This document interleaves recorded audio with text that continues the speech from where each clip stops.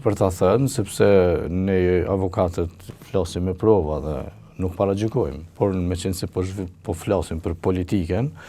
konsideroj që vetëm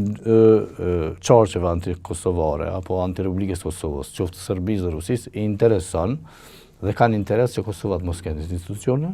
të mos jetë e fortë ndërkombëtarisht,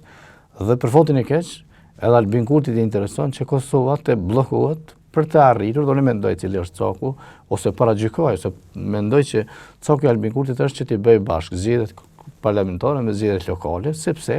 e ka një breng se asnjëherë nuk i ka fituar zgjedhjet lokale. Dhe duke i mbuluar me një fushat të zgjedhjeve parlamentare, ai synon që të fitoj edhe komunat e mëdha, Prizrenin, Prishtinën, Gjilanin, Mitrovicën, të cilat nuk i ka fituar asnjëherë. A duket absurde kjo, që deri te zgjedhjet lokale mund të shkojnë tetori ose nëntori. Dhe zgjedhjet e jashtëzakonshme organizohen në formë edhe mënyrë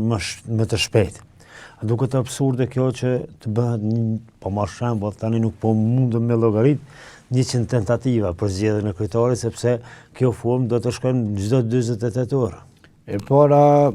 kjo thuj se veç kam rri cakun, në qoftë se themi që kjo është caku i Albin Kurtit dhe jemi në datën 2 qershor, edhe 2-3 tentativa dhe harxhohet gjysma qershorit, pastaj edhe po të